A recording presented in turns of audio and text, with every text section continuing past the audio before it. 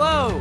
Welcome to the Dad Report, a podcast for dads, by dads, about dad stuff. Join us as we sit down and have meaningful conversations with friends, family, and coworkers.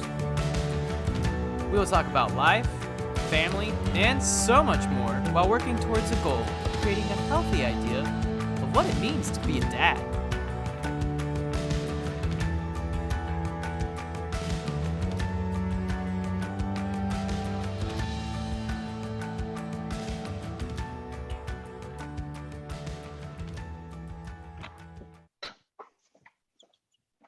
I was putting my thumb up. Oh my goodness. The Chad. gremlins have gotten me today. It's gonna be so bad. It's going to be so good. You and Wade are just going to be going at it, and there's going to be a voice from above, I guess. I think I'm just gonna leave this conversation going. Welcome to the episode of the Dad Report, this time with technical difficulties. We're gonna roll with it this way authentically. Chad, how you doing tonight, buddy? Hey, this is Chad, also known as Technical Difficulties. Hey, Justin, how you been? I'm doing well. Summer has wrapped up. Kids are back in school. We are back in that season. Yeah, I know everyone always says this, but like summer just flew by. And kids everywhere, at least down here in Jacksonville, are lamenting that school is starting next week here for us. So I think some of them here in Georgia are actually excited to be back because it means the summer lull is over and it's back to routine and sports and social stuff. So, well, tonight, Chad, we have a really exciting guest. I'm super excited to introduce him. So he is a pastor. He is an influencer of sorts. He's a mentor. He's a coach. He's a podcaster of his own. In fact, he also just got announced today that he's got a book coming out in 2023. So we're super excited for that. Please welcome Wade Joye to the show. And thanks for having me. I'm excited to be here. Yeah, welcome, Wade. We're excited to have you. Thank you for gracing us on the Dad Report with your presence. This is really exciting. So, Wade, go ahead and tell us a little bit about your background, and then I know you've got, is it 2 kids? 3 kids. 3. Woo. Yep, all girls. Oh, I'm a girl dad. I'm also a girl dad, and I will be seeking all of your advice because we only have one right now, but there's always the chance for more. So yeah, I've got twins who are 14, so I have like 2 teenage girls, like going through all the teenage things at the same time. So that's that's fun. And then I have a 9-year-old daughter as well. But it actually worked out well because I'm not very athletic or anything like that. So if I had a son, they'd be in a rough spot. Right, no way to keep up. So go ahead and share a little bit of your background of how you came to be where you're at currently in your career, as long with how that's looked as you've gotten married and had kids. So Justin, can I interrupt you real quick? Absolutely. Sorry. So just because I know we have a few great things kind of merging together here, I would love if we could just start with the dad joke.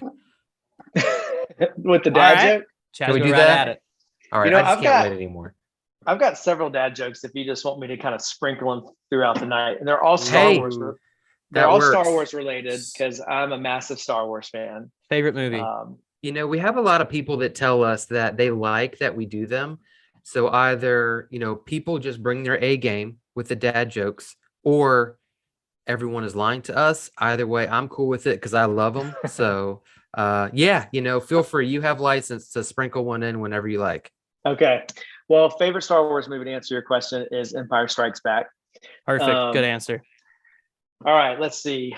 Why was Darth Vader bad at sports? Oh, I haven't heard this one. Oh, there's a pun in here. Wow. Something with his arms and legs. He always choked. Oh, that's a good one. Oh, man. Yeah, I can't believe I haven't heard that one. Ooh, I can't believe I haven't heard that one either. Hey, whenever you're ready for more, you just let me know. We'll just start cueing you. Yeah. That's great. That's a good one.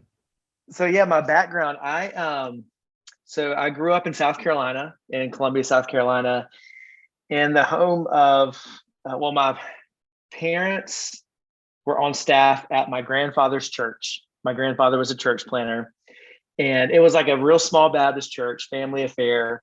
My dad was the music pastor, music minister, actually. My mom played the organ. My aunt and uncle were the youth pastors. I mean, so we were at church all the time. My grandfather was my hero too. And he preached a message when I was in 5th grade, when I gave my life to Christ. He baptized me. But growing up at that age, I just remember feeling like I had to be the good little Christian kid to, to play the part. And so I dealt with a lot of like high expectations, even from that early age. Well, my grandfather ended up having a moral failure when I was in middle school, around 7th or 8th grade, and like the whole church fell apart and the church split. Oh, wow. Really, really bad situation for our family. And so we ended up going to a different church where my dad was the music minister there.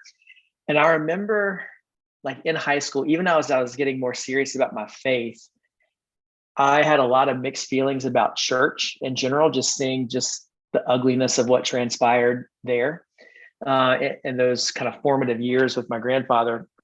And so I felt a call into ministry in high school when I was working at a Christian camp, but I didn't want it to be in the church at the time. I was starting like this Christian band and I loved music. Honestly, I got into music at first just to get girls because I was short in high school and I needed help.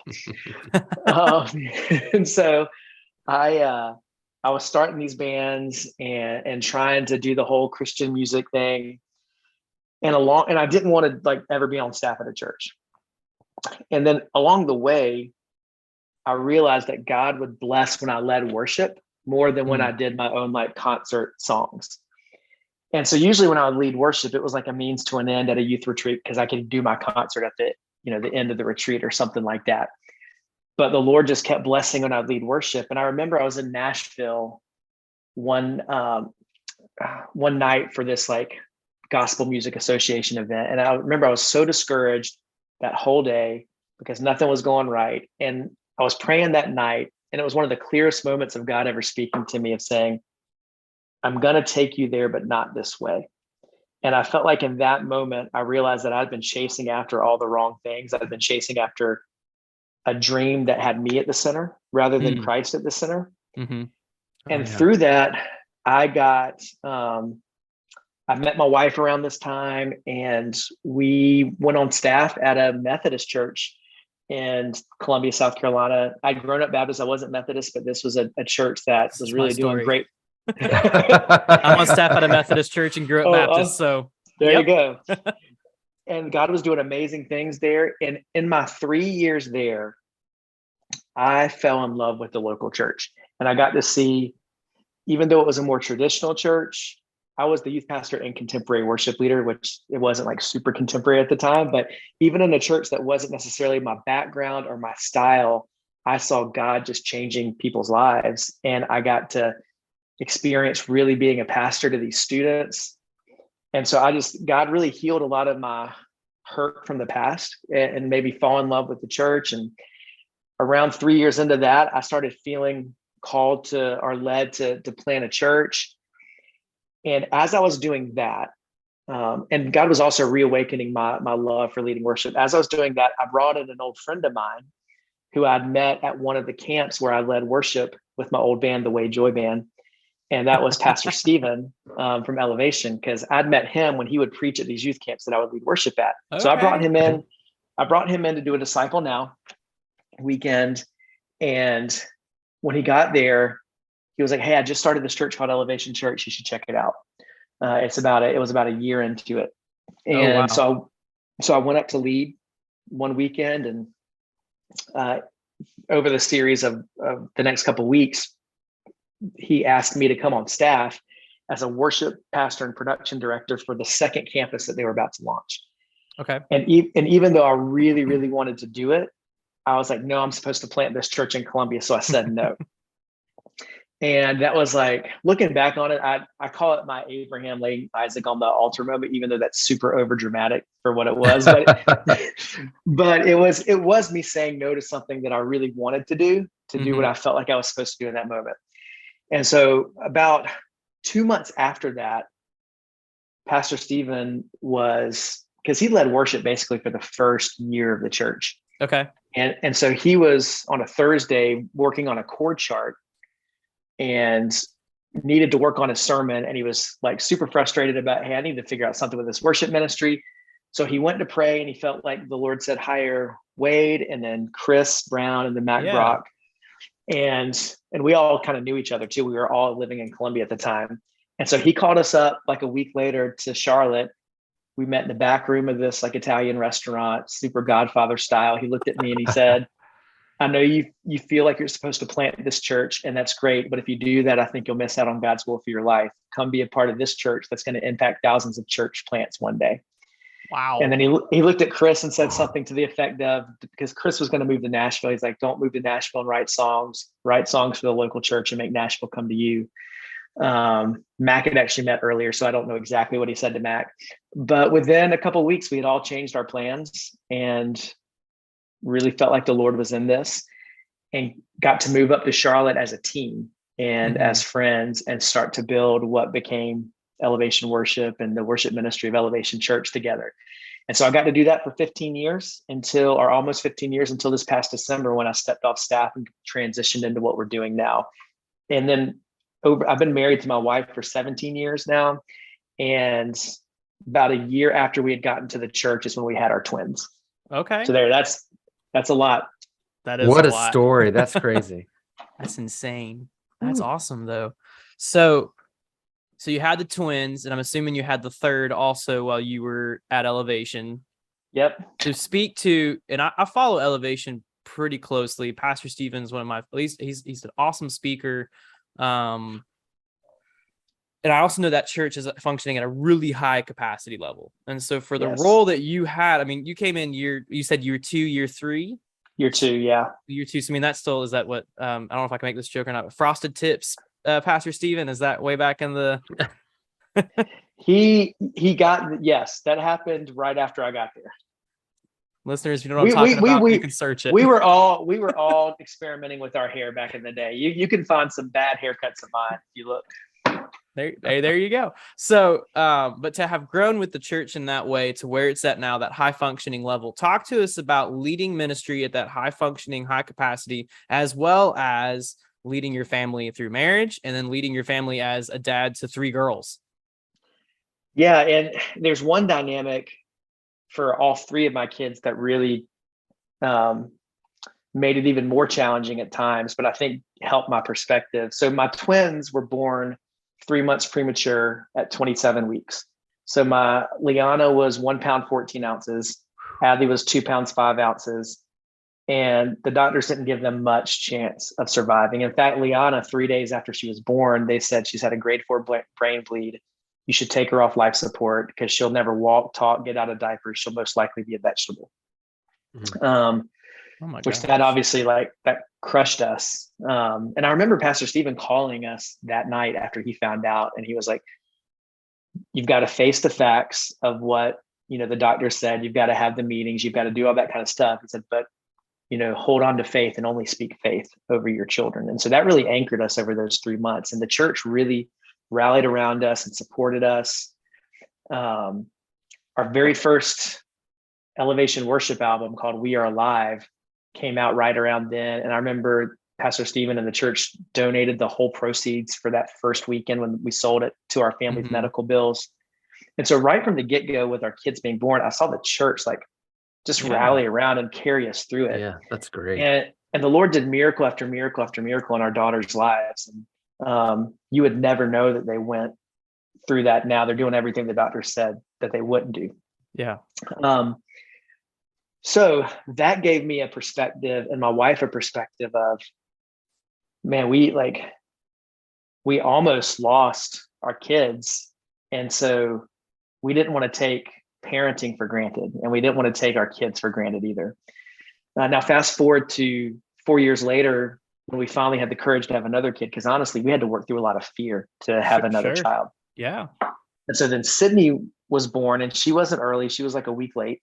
And, we thought she was going to be the ideal pregnancy and everything. And so the night she was born, she had to get rushed to the NICU and spent 5 weeks in there. We found out that she had cystic fibrosis, which I don't know. I didn't know much about cystic fibrosis when she was born, but it's a it's a lifelong, technically terminal condition, even though right now treatments are prolonging life a lot. But it requires daily treatments, and you can have a wide spectrum of how healthy somebody is on cystic fibrosis. And thankfully she's very much on the healthy scale. Okay.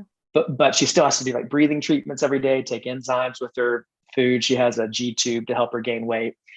But that was when she was born, that was also a very challenging time for us and for my faith. I was like, really, Lord, we got the courage to have a kid, another one, and then this feels even worse than what happened with the twins. But God, once again, like the church rallied around us, and the Lord taught us so much through that.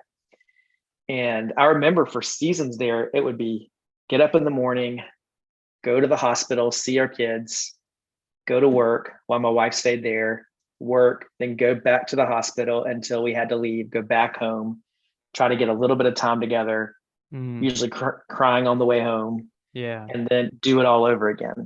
And the Lord gave us a lot of grace to go through that. But those experiences really have made us, and we haven't done this well all the time or perfectly by any means, but I think it at least helped me realize what a gift being a parent is, what a gift being a dad is. And I never want to take it for granted that God has entrusted these children to us. And he hasn't just given us a testimony through their experiences. He's given them a testimony at even their young age and of what he's doing in their life, the faith that he's building in them. And I really want to fan that into flame. So in terms of like the balance between, or the tension sometimes between a high intensity environment and, being a dad or a husband, I think sometimes we think that church ministry is the only area where that's a tension. And it's not. Everybody, like the single mom who has to work 2 shifts to make ends meet, they have to deal with that. The very successful business person has to deal with that. Everyone has different demands that are placed on them. And something I learned very early on at my time at the church was that no one's ever going to take ownership of you creating healthy rhythms in your life for you. You have to do it for yourself. And so I'm the one who can control, not every time, not every night, but in general, I can control when I leave from work. And when I get home, do I stay on my phone or do I put it up? I can control how present I am as a dad in the morning. I can control what we do on a weekend. And there's something that's helped me, like better planning leads to greater presence. And I think sometimes we're not present with our wife or with our kids or with the people that are most important to us because we don't plan to be present. We think it's going to happen by default or happen by accident. And we've got to be the ones to set up healthy rhythms and structure. I don't even like boundaries. You could use that one word, but I don't know if life always falls neatly into compartments like that. Fair. And so I think I realized after a few years of not doing it very well, and there has still been seasons where I'm better at it than others, of saying, okay, what are the rhythms that we need to set in this season? And me and my wife being on the same page of like, hey, am I gone too much? Am I on my phone too much? And having real honest dialogue and conversation, and then making the tangible adjustments based on that. That's great. I love the connection there between planning and your presence. Because that's, I mean, I live with 3 people whose love language is quality time. And now it's one of mine too. Like it never used to be, but now after being around that, it's really changed me a little bit. So I have a son that was in the NICU for a while too. He was born at 30 weeks. He was like 3 pounds. Wow. And talk a little bit about like as a and so you have a little bit of unique experience, at least from my point of view, in that like all 3 of your daughters had some form of that in their birth story. So like talk about like being a husband, being a dad, and like how, I don't know if you want to talk about like what you did well, what you didn't do well, what you learned. But I remember going through that too. Like I would, my wife would go in the morning, I would go to work early, I'd get off, I'd go to the hospital, and then I'd come home and we'd like just collapse, and I feel like there were days where, and several days at a time, sometimes where it was just like, I'm just trying to get through the day. So like, maybe if you don't mind, just kind of talking about like kind of what you learned like from the fatherhood/husband perspective there. Yeah, well, it's funny when my wife and I will talk about it now. We're like, how do we do that? And you really, God gives you the grace while you're in it. Yeah. That doesn't make sense once you're out of it. But I think, first of all, my wife was a rock star through it all. Like, she was the one who was so steady. I'm the worrier. I'm the one who they tell you don't look at the monitors, and I'm the one who's looking at the monitors. And if they start doing something weird, I freak out. And she's like, "You just need to go. Just go into the hallway for a second." So she was the one who was like super stable. I think I'll tell you what I didn't do well, and then what I think I did well. One of the things I didn't do well was I felt like I couldn't show any weakness or vulnerability. I felt like I had to, it was hard for me to ask for help. So I felt like I had to be strong for my wife and for my family and for the team at church. And I had to like show, I'm a man of faith.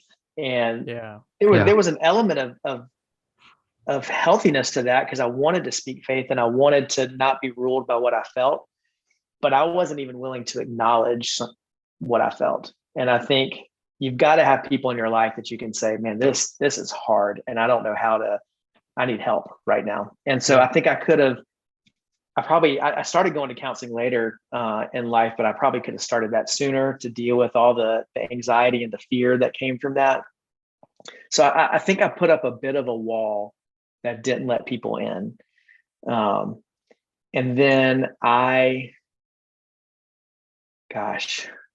think I sometimes tried to escape into work a little bit in that season. Okay. Because I was afraid of, once again, like opening myself up to just to the fear and the uncertainty that was just always there. So I could be present physically, but I wasn't always present emotionally or mentally in certain seasons there. Yeah. What I did well though is I do feel like, and this might sound a bit like a contradiction, but I think you can live within both of these tensions. I do think I did a good job of helping lead our family, like, we're going to trust God in this season. Okay. And we're going to believe and pray and really trust what he does.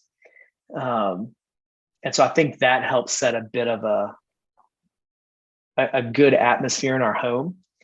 And I would say I was probably more open with my wife about my struggles, but I needed some other friends to let them in too. So because she was having her own struggles, and she was there like 100% emotional available for our kids, and I needed to be able to have a support system and also lead her to have a support system. And I think I was just late in doing that. Yeah, I think that's a good word. Like, you talk about kind of being in both worlds there. And I think anybody that goes through something traumatic, something significant, they look on the back end, they're like, oh, you know what? I did have faith that God was going to see us through, but at the same time, maybe I could have been a little more open to this person or whatever. I totally see how you can live in both those worlds. Yeah. Yeah. How would you encourage so we had a friend of the show here who they got pregnant last season, or in the recent year. Unfortunately, they lost their first child. And he, honestly, what you described about yourself is what we witnessed of him. Hopefully I can speak that honestly about him on here, but like he dug into work. He was hard. He'd be willing to talk if somebody kind of went to him. But how would you even just encourage that young couple and that, especially him they are still a mom and a dad, even though they didn't get to spend much time, like they're still a mom and a dad. They still feel that, that impression from God, that's something that was a gift. And They're, it's really close on their hearts, but I know they're walking through seasons right now of just like I'm sure you and your wife had that conversation, like you said, of do we try again? When do we have another child? They're in that conversation season right now. And I haven't had a chance to talk with him recently about how he's kind of worked through some of his grief in that process. But just how would you encourage him? I mean, he's on staff at a church as well. He's leading a team. And how would you encourage him in this season as they wrestle through what has happened and as they look in faith? And they are carrying some faith for sure. They're trying to exude that presence of faith. But like we know, just as closer friends, we know that there's more real emotions there as well. So just how would you encourage that person? And there's probably other listeners on our show as well with similar stories. Yeah. First of all, I would just acknowledge how sorry I am that anyone has had to walk through something like that. I've been reflecting a lot recently on, I think it's Matthew 11, when John the Baptist is in prison. And that scripture is usually preached as, oh, John was doubting. But if you look at it, and it talks about how when John heard the deeds of the Messiah, he sent his friends to Jesus to ask, are you the one to come? And what was interesting to me is when it says John heard the news and the deeds of the Messiah, everything he was hearing would support that Jesus was who he said he was. He was hearing about the miracles. He was hearing about the healings. He was hearing about what Jesus was doing. So I'm sure there was some doubt there, but I think a lot of it was disappointment that everything John had built his life towards was now happening and he wasn't able to be a part of it. He was stuck in this prison while the kingdom of God was happening and advancing without him. And then, but what he does actually to me demonstrates a lot of faith, because he sends his friends to ask Jesus, are you the one to come? And so he's being vulnerable to Jesus, but before he could be vulnerable to Jesus, he actually had to open up to his friends, his disciples, and say, the people that he had taught and said, this is the one, this is the Messiah. Now he's saying, hey, now I'm confused, I'm hurt, I'm disappointed. Can you go get this message to Jesus? So he had to show relational vulnerability to get the word that he needed to get from God. So all that to say, I think when we are in disappointment, or a disappointing season or a doubting season, number one, realizing that most of the time in my life, faith doesn't feel like faith in the moment. Like when we're talking about being in the NICU and we're like, how in the world did we get through this? People in our church would be like, man, we admire your faith. And I was like, you don't understand. I don't feel like I have faith right now. I feel like I have desperation.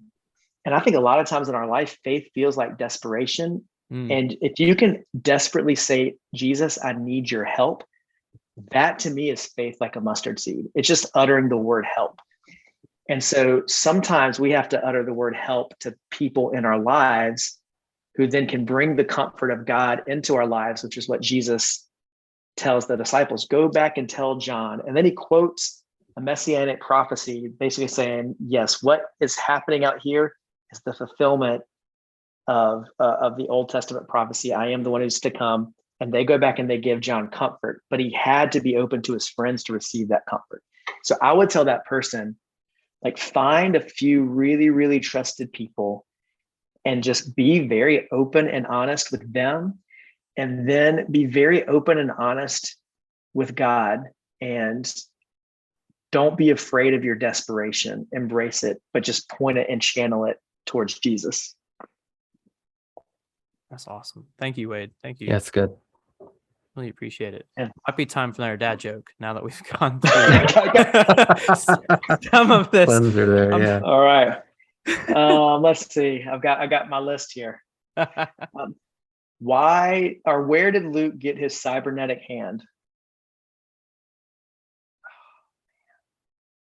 I feel like all of these are marking how much of not a nerd I am about this topic, despite all the books and countless hours spent watching and reading. Oh no. Oh no, see, that will actually work against you because you're like, oh, I know where he got his hand. Yeah. That's true. That's true. You know? I don't know. The second-hand store. Oh my goodness. Oh, that's good. The second. Oh man, that's a dad joke. The first one was a joke. That's a dad joke. That one was very good. Yeah, Very I got another one for you. Why couldn't Luke find love? He was looking in all the Alderaan places. You got it. Yes. That one, I believe, actually, Chad has also had before. That's a good one. Oh, yeah. That's a classic. Yeah, that's a good one. Oh, man. Okay. So, Wade, let's talk a little bit. So you, like you mentioned, I know now we're just, my transition's never been good. It's also my weakness in preaching. We can talk later on a preaching workshop if that was ever a thing for me. There should be one. I need one desperately. So you mentioned that you just recently, this past December, have left the Staff Elevation Church. So not even like during COVID, kind of like I follow your friend Stephen Webb and his Thinkless podcast. So I'll absolutely shamelessly shout out his podcast along with yours, Dreamers and Disciples. Both of you guys have great podcasts full of nuggets. I know he left a little bit earlier on. I've been following his journey a little bit since he planted Elevation Orlando. I was in Jacksonville, was like, come on, Jacksonville. And it never happened, but whatever. So I've been following, it's a little wild how many of you guys I follow, and I enjoy it. I love church world. And so I think that's just where some of that comes from. So I follow a lot of churches, a lot of pastors. All that to say, so you recently transitioned. So, and it's not like it was during the pandemic and, everybody's locked down. So as much as you're willing, can you talk to us about why did you feel called to transition and step out of the staff of a church that is very successful, is still growing, is still moving, is still shaking up the country and going in a direction? And then now you've stepped in more of this kind of, right now you're in this, it would an entrepreneurial season be an appropriate word? I know you're doing a little bit of mentoring for some other pastors. You're writing a book. You got the podcast. Yeah, it's definitely a entrepreneur. I haven't actually used that word to describe it, but it's probably an accurate word. Yeah. Okay. What would you say? What would you describe it as? No, I mean that's probably, to me, it's been a year of trying to be open-handed and almost experimentation too, to see like what I feel like the Lord is in and what he breathes on, and just trying to be obedient with opportunities he puts before me. So just to back up, I always thought I would be at Elevation until the end, that I would retire there. Okay. And I mean, I had my dream job there, being the worship pastor. I got to do so many things, fulfill so many dreams. And yes, it's a super fast-paced, high-intense environment, but I felt like I thrived there. But I would say around, gosh, there's so many. I'm trying to even figure out where to begin with this. I'll give you two things that feel separate, but somehow the Lord, I think, brought together. The first is during COVID, June 2020, I was just in a rough spot. And I think everyone was like, 4 months, 3 months into COVID, whatever it was, nobody's in a really great mental or emotional state. But I remember I was sitting on my back porch. It was the week of the twins' birthday and the family was celebrating and they were having a great time. And I remember sitting there just feeling so drained and so depleted and very just dry, almost like I felt nothing. And I was praying something to the effect of, God, I don't feel that abundant life in Christ that I know I'm supposed to feel, that I've taught people is available in you. I know I've experienced it at times, but it feels like it's been a long time. Lord, what am I doing wrong? And I kind of offered that help prayer to him. And I felt like the Holy Spirit, in a very loving, clear, and convicting way, said something like, well, you have no rhythms or disciplines in your life that are creating the space for me to do that or to bring the healing that I want to bring. And it caused me to step back and look at how undisciplined some key areas of my life were. And it didn't even start from like a spirit, what I would, or most people would consider a spiritual level. It was like, I wasn't exercising as much as I used to. My diet was the diet of a 5-year-old. I thrived on Krispy Kreme donuts. We all did June 2020.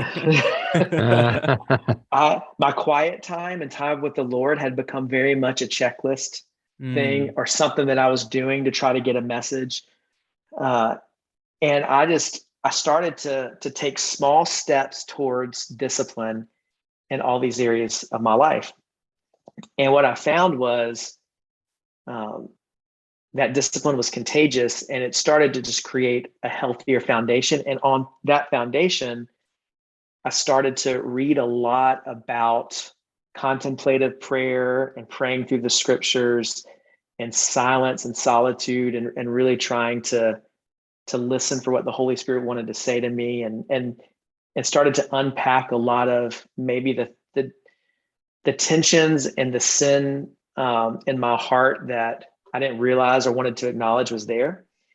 And so all that stuff was happening. And I felt like as I created more space by prioritizing, it was the better planning leads to greater presence thing. As I was planning my day around these rhythms, it was creating the space for me to hear from God in a different way. So that began to change me. And I would say by January of 2021, I felt like I was at the healthiest place that I'd ever been in ministry.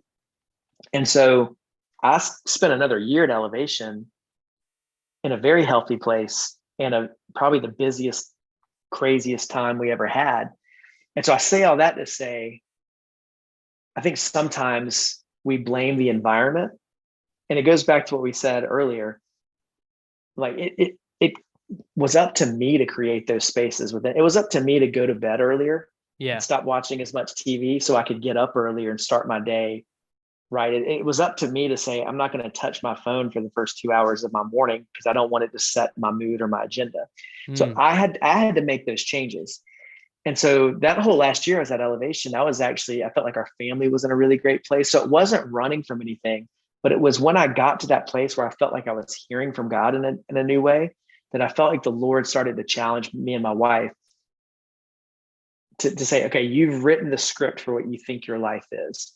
Are you willing to lay that before me and have open hands and step away from something that you love, something that's successful, something that where all your friendships are? And are you willing to step away from something into what could be obscurity, what could be all these, like, I'm very much a security-based person. And so the thought of leaving something like that terrified me.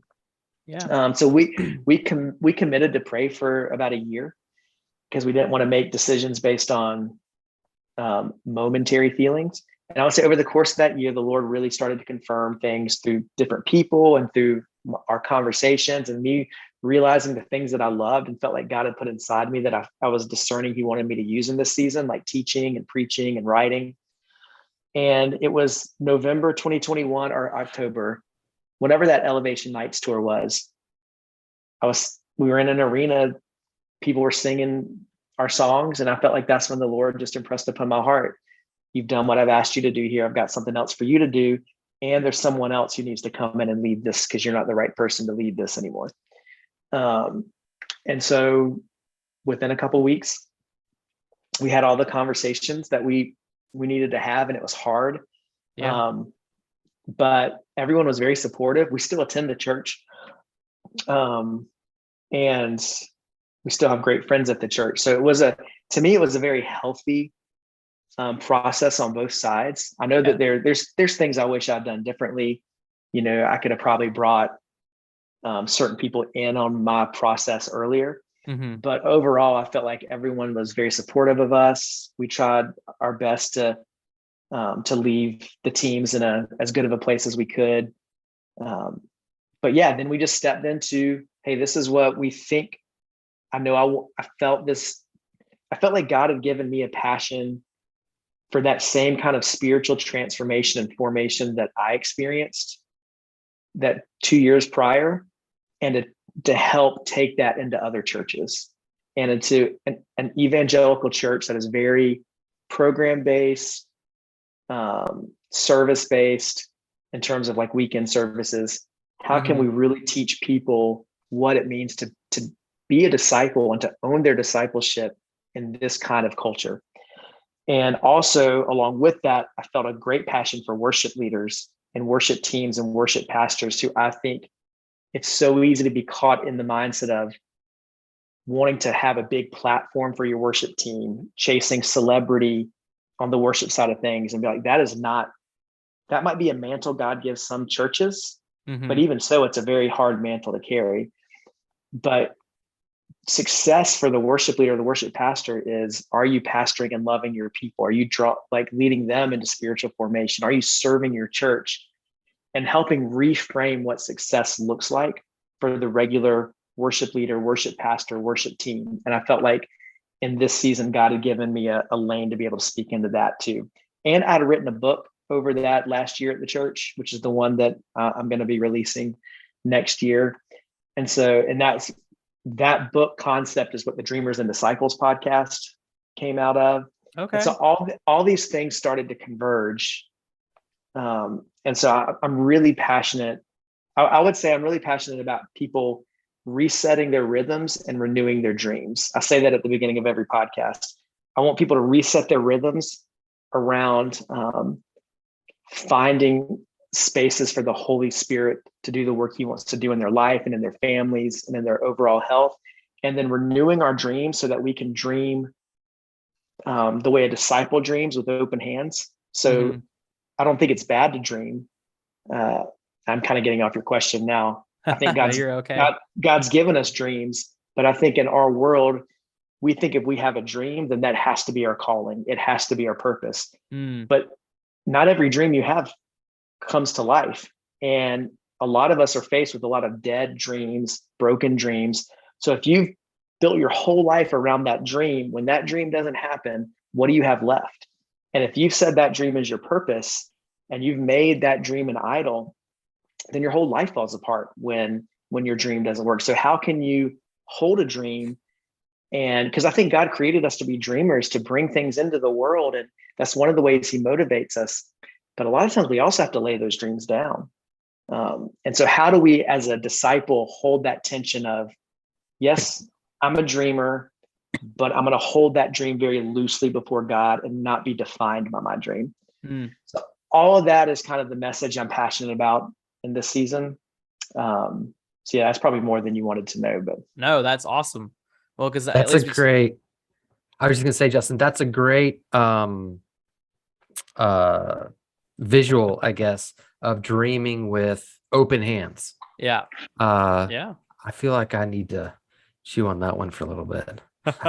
Well, hey, so I've been chewing on it too, because I think I usually don't willingly open my hands. God has to pry them open a lot of times. Yeah. But every time, even if it's painful, and even if it's something I haven't wanted, every time the Lord has been so faithful on the other side of it.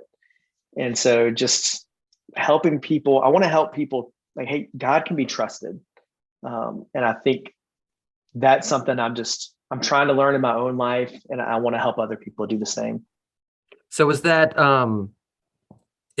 a concept that you go into either in the podcast or the book, kind of that, like, how do we do that? Right. Because have a dream, a good dream. And, it's like, oh, I want to close the hands, right? I want to hold on to that. But that's and that's why I said I think I need to chew on it, because that is something that we totally open hands. But then you have a dream, or a thought or an idea or whatever the case may be. Oh, that's a good one. And what do? We kind of start to slowly just close. Sorry, right around that thing, because we don't want that to be taken away from us. So that's an interesting concept, at least for me. Yeah, it's something that I'm excited to unpack little by little on the podcast, and then the book will be a very focused look into that. I think a lot of the ways that I'm learning to at least process that tension is through a lot of the regular spiritual practices. Okay. So like silence and solitude, I think that's when a lot of the things in my heart start to surface. I read a book by Arthur C. Brooks. I forgot the name of it. Anyway, it's on happiness. From strength to strength. And he talks about how a lot of successful people who aren't happy, but they're not willing to change anything about what they do, they'll say, I'd rather be special than happy. And I think in the in the times of silence and solitude is when I've found the Lord really reveal to me, a lot of times I'd rather be special than do the hard things to be whole. I want to be seen as special because I want this thing I do to be successful or whatever. And God's like, that's not success in your life. Your success is to know me and to be faithful to what I've called you to. I felt the Lord tell me in this season, you take care of your inner world and I'll take care of your outer world. Ooh. And so I'm really just trying to process my inner world. And I think in those seasons, what I'm learning is letting a bit of the pressure off that my motives aren't going to be 100% pure, like ever. I'm always going to have that war in my heart on this side of eternity. But I think if I can recognize it and say, God, this is how I'm feeling. I really, there's a big part of me that wants to do this because I think it's going to help people. And I think you put it in me. But I also know there's a part of me that wants to look important. And I want this to be successful for this reason. Will you help me just help me to surrender the bad part, help me to just lay it all before you. And can you work through my messy heart? And I think as long as we can acknowledge that and throughout the day, pivot from, I talk about in the podcast, pivoting from striving to surrender. And I find myself doing that multiple times throughout the day. And I think the change comes the quicker we recognize, oh gosh, I'm moving into striving right now. I've got to God help me with that. So yeah, that's just a little bit of just how I'm trying to at least become more self-aware of the tension in me. That's awesome. Yeah, that's good stuff. That's so much. I'll be processing that overnight. I did have a question when you were talking about this transition, moving into where you feel God has called you, and the Dreamers and the Disciples podcast and the heartbeat behind that inner world, outer world. How has it looked in your family as you've, because I'd hope, and hopefully I'm not making an assumption, and we all know what they say about assumptions, but I would believe that you are also wise enough to lead your family in some of these disciplines and these rhythms that you're talking about, and not just yourself, especially as with kids looking at you and going, and your 14-year-olds are probably smart enough to go, hold on, you had a paying job with insurance and benefits and now we're doing what? I know I'd get that. My daughter can't say that, she's one, but my wife would ask that question. And so I would believe that you would also be leading them in, what are the rhythms that you can as a family practice? Can you speak to that? Yeah, I'd love to. One of the things that I really loved about the process of trying to discern where God was leading us is once my wife and I probably felt 75%, this is where we're going. This is probably towards the end of the summer, early fall of that year. We brought our twins in since they were older, and we trusted, my youngest daughter didn't quite trust her to not start going blabbing everything. But we brought our twins in and we said, hey, this is something that mommy and daddy are processing. We're sensing the Lord might want to do this, but this is going to affect y'all too. So we want you to pray through it with us. And so we started having regular conversations with them about, hey, what is God speaking to you about this? What are you nervous about? What are you excited about? And we processed it all as a family, so that by the time the decision was made and we're like, hey, this is what I really think God's spoken to us, the twins were like, yes, we think this is, we're nervous. We're a little nervous about our friendships and everything, but we think God's in this. And so that was a really cool thing to let them watch us hear from the Holy Spirit, or try to hear from the Holy Spirit, and even process from them oh, this is why I'm thinking this or that, and then them have that same experience. So I was really grateful for that time with them to do that. I talked to them a lot about what I am learning in my time with God and my prayer time. They have their own prayer time in the morning. We go through memorizing a verse a week that we'll do as a family at dinner. And we make songs to it and everything like that. That's and cool. We have fun with that. You old Baptist, you. Yes. I use an app called Lectio 365. It's a guided prayer app that has a morning and evening guided prayer. And sometimes we'll do that in the evening together. We went through a season where we watched Bible Project videos at night together. Awesome. And so we try to have something at night that ends our day like that. But I want them to see me when they get up in the morning. Already having like, yes, been in the Word, been in the Bible. A lot of times my daughter will come outside, because in the summer I'll do my prayer time outside, and she'll come out and talk to me after she gets up. So I like them just seeing that this is just what we do. But no, it's really cool to see my kids have, like, my twins are very involved in church and the youth group, and to hear how God's speaking to them is really awesome to me. That's awesome. Yeah, I was listening to, I don't know how familiar you are, in Andrews, North Carolina, there is a camp called Snowbird Wilderness Outfitters.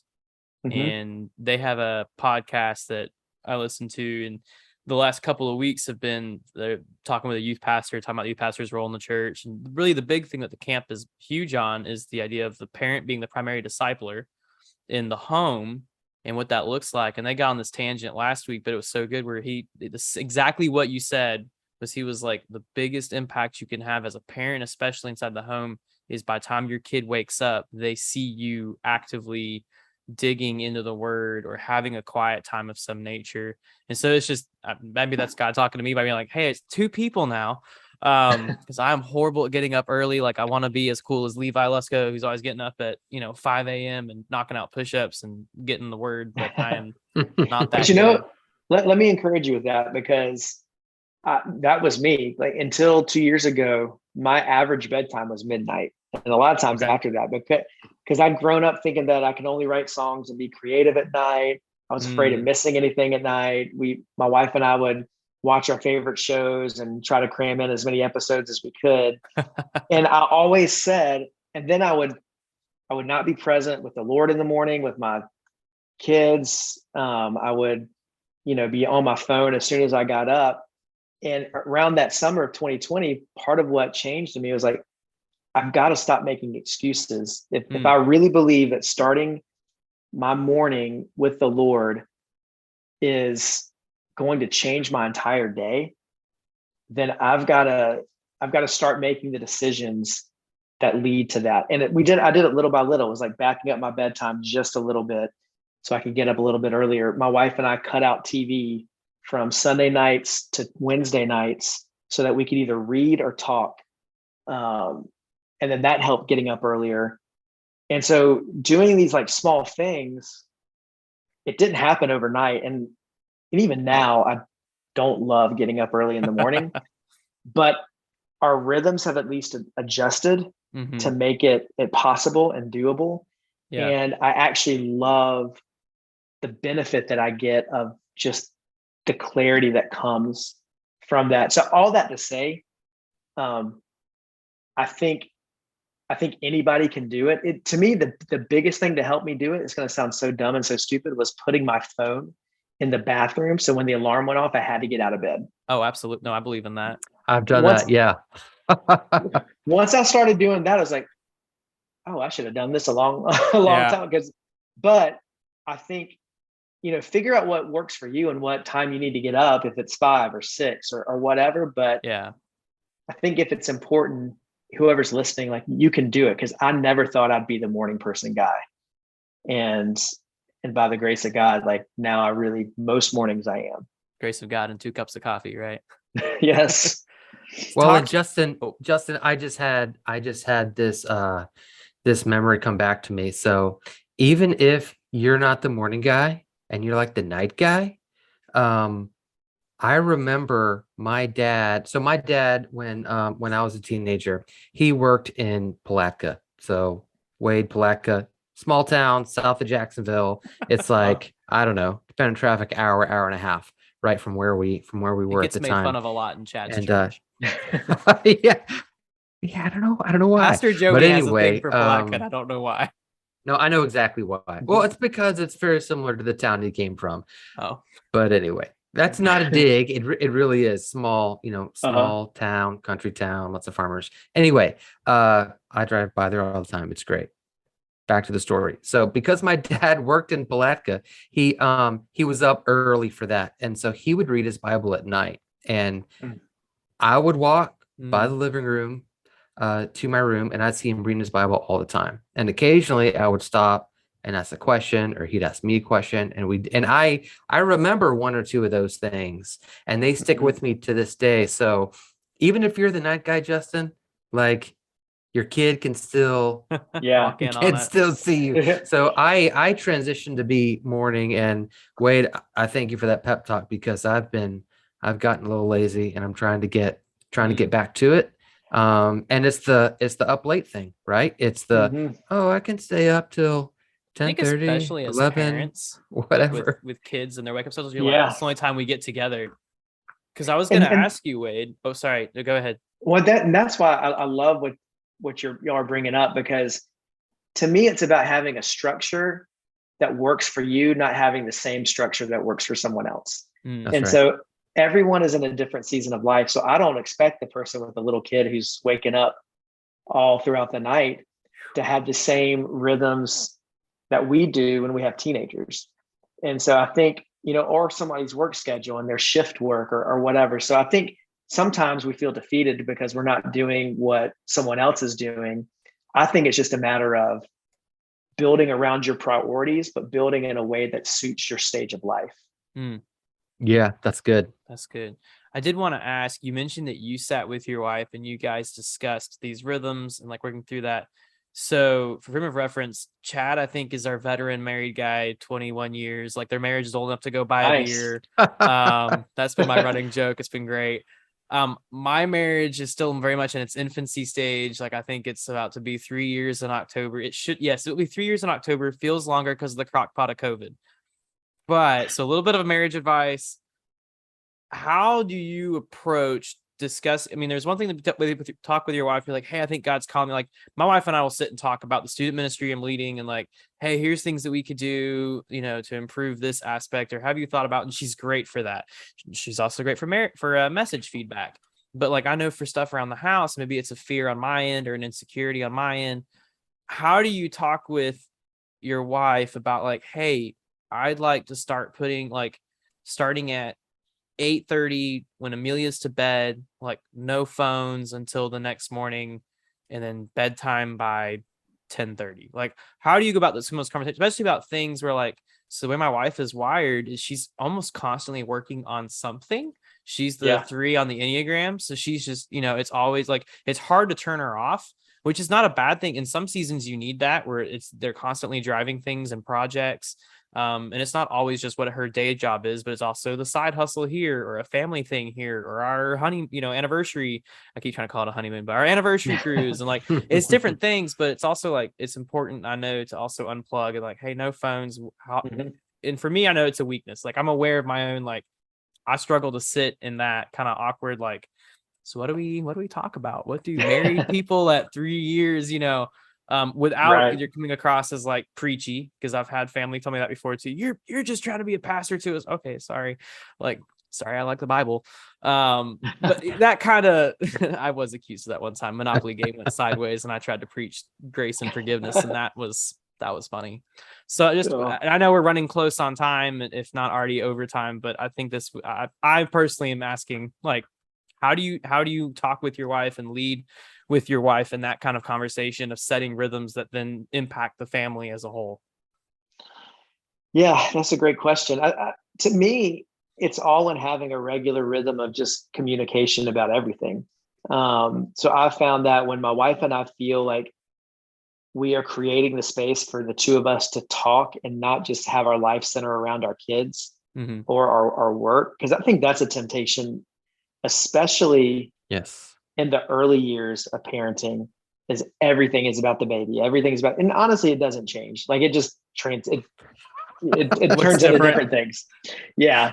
And so I think that's why the seasons where we have carved out intentional weekly time together, whether it's going out for a date night or going on a walk, we've been doing a lot of walks recently, the two of us, that just are really good conversation times. And we just try to be really, really honest with each other. And so if I was approaching the rhythm, or like the no phones at bed, or let's not watch TV, because that was one of our favorite things to do, is watch our shows. I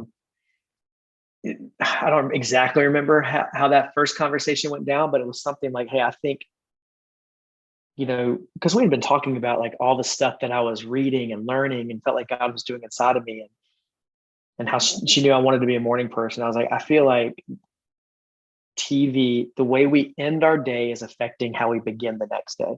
And I was like, and also I think we're not getting time to talk at night because we're just watching a show. And what if we tried for this season and having that, not letting it feel like it was a forever decision, but let's try this for 2 months, for 3 months, and just see how it goes. Okay. And then like me honestly being open to hear her feedback too, and not coming to her saying, hey, this is what we're going to do, but hey, this is something I'm feeling. This is a tension I'm feeling.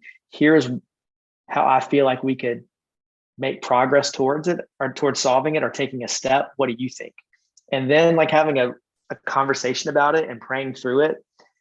And to me, that's been a good rhythm between the two of us. Even like this past Sunday night, we went and had a spontaneous, it's great now that our kids don't need a babysitter. That's like right. we can just say, hey, we're going to a movie.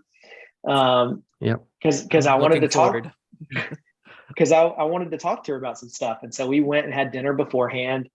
And I just opened up to her. It's like, I've been feeling like really discouraged lately. And I don't know why. Everything's going well, this and that, but something in me feels like unsettled. And we got to talk through it and try to figure out some, like, it's not like we solved everything, but I feel like as long as the two of us can be in sync about where we are emotionally together, I think then the action steps on the other side of it help take care of themselves. And so we've just tried to be really relentless about being honest with each other. Okay. That's good. It's a struggle, but it's good. You should ask the man who's been married for 21 years. Yeah. Not me. He would say the same thing, almost positive of it. Yeah, I was kind of doing this when you were talking about like intentional weekly time together, because you're right. Like, so I have a 17-year-old and an 11-year-old, and my 17-year-old is out. He just graduated high school this year, and so he's working and doing still doing things, and we're still involved. And I feel like on some levels it's like I'm more involved. Like on an emotional level, it's like I feel like it's just concentrated, and we're doing running around, and he drives. So it's like tonight he took his brother to Boy Scouts, right? So they're both there. And but like it's true, and we still have to say, okay, we're leaving. Why y'all going out? Because we haven't had any time today, the two of us, or this week or whatever. So we're going, and you're not coming. And we can you talk about going for a walk. Like we can go just do something stupid. Like one of my wife's really favorite things to do, she loves to thrift. So we'll go to Goodwill, or one of the little church thrift shops that are here in town, and just go. And I look around for about 5 minutes, and I'm like, I'm good. Or I see something, and then I just kind of follow around with her and we chat. But I know that really fills her up, and so kind of while you were talking, I was nodding because you got it. And I feel like the times where we get more of that time together, I just feel like we're more in sync, if nothing else. And especially when one of the kids comes home and something crazy that we didn't think about, it just kind of blindsides us. If we have that connection, if we're on the same level, it makes dealing with that other thing, whether it's a kid, a bill, or whatever, just makes that a little bit easier. And I feel like I've got this partner here, and we're going to get through this thing together, whatever that thing is. And so, yeah, I mean, it doesn't make, everything, sunshine and rainbows, but it does make, I don't know, at least for me, makes the problem a little bit easier to get through when I've got that connection going. So. Yeah, no, that's awesome. I love that. And Justin, you're in the thick of it right now. So, some days it's just, I know I have these days. I don't know if Wade does, but some days, we have those days where it's like, okay, I just, one foot in front of the other. We'll get there. Some days it's just survival. That's right. Okay. Well, we need to start wrapping this up so you can go back to your family and make sure you get to bed on time and end your evening well so you start your morning great. What would be, if you could say one thing from your dad that has influenced your own fatherhood? Usually we'd sit and make this a longer conversation, and we can always have you back on the show to talk about your dad. But if you had one thing from him to take away, and then what is one or two tips you would give to fathers, aspirational fathers to be, mentor figures, and then we will cut you loose. Yeah, well, I could do a whole episode on my dad because he's awesome. And we're having you back. Good to hear. But he, I feel like I'm just still trying to be him because he was a music minister at a church. He got me writing my first songs. Well, him and my mom both did that, but he would help me record them, everything. But I've always admired his quiet confidence and his longevity in ministry. He has been a great model to me that you don't have to be arrogant or a bully to be strong. Like he is strong because he trusts God. He loves others well. He serves. He doesn't ever try to get any credit for anything. It's the most humble person I know and the most servant-hearted person I know. And I think that has always been a great example. And the way he loves and treats my mom, like, sets the bar so high for me with my wife. And so I really, if I could be half the dad he is, then that would be a win for me. As far as tips for other dads, here, I'm gonna give you a really, really practical one. And this will be great if you start it with your kids being young. We have something, and we have an Evernote file called the funny list. And so since our kids were little, anytime they say or do something funny, we have a little section for their name. And when the moment happens, we're like, hey, put that on the funny list, and we write it down, because you'd be surprised how much you forget over the years. But we'll regularly go back and say, hey, let's read the funny list. And we'll read what Sydney said when she was 4, and what Liana did on vacation when she was 7, and Adley did when she was, and it's just, we all laugh about it, and it just keeps those memories alive. And to me, that's been like one of my favorite things that we do. And it's a very practical thing that I would advise every dad to do. Another thing, I would say, try to prioritize, especially if you have multiple kids. And depending on your stage of life, you might have to do this with each kid once a month based on how many kids you have, or versus once a week. Like, try to prioritize singular time with each child. So for me, we call them daddy dates since I have all girls. And so I'll try to do one daddy date with each girl a month. Okay. And when they're young, it's, let's just go have fun.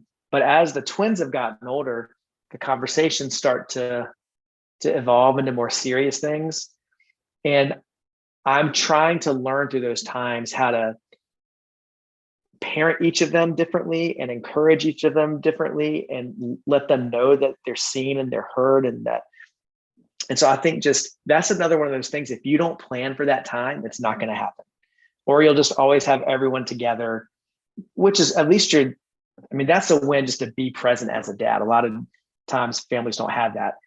But I think if you can really prioritize carving out whatever your schedule allows, one-on-one time with each child when you can, I think that'll be something that they hold on to. Just that they knew and saw that they were a priority to you will be invaluable. Okay. That's good. That's good. Well, Wade, dude, thank you so much for being on the show. Thank you for talking to us. Thank you for being authentic and for being vulnerable and for being open. We really appreciate it. You are definitely a friend of the show now. We'd love to have you back so you can take a whole episode to talk about your dad. That would be awesome and encouragement. So that's all I've got. I mean, dude, thank you so much. Thank you for having me. This has been fun. Yeah, it's been a great conversation. Yeah, thank you so much for being here, Wade. It's been awesome. Yeah. All right. Well, on that note, everybody, the Dad Report is closed. Thank you for listening to this week's episode. You can support us by sharing the show with your friends and family. Please subscribe, rate, and leave a review. Want more of the Dad Report? Follow us on Facebook, Instagram, and even join the community over on Discord. Don't forget to send us your dad jokes for a chance to be featured on the show. Remember the words of Billy Graham about fatherhood. A good father is one of the most unsung, unpraised, unnoticed, and yet one of the most valuable assets in our society. So if you are a dad, we're cheering you on. If you have a dad, be kind to him. And if you know a dad, tell him about our podcast.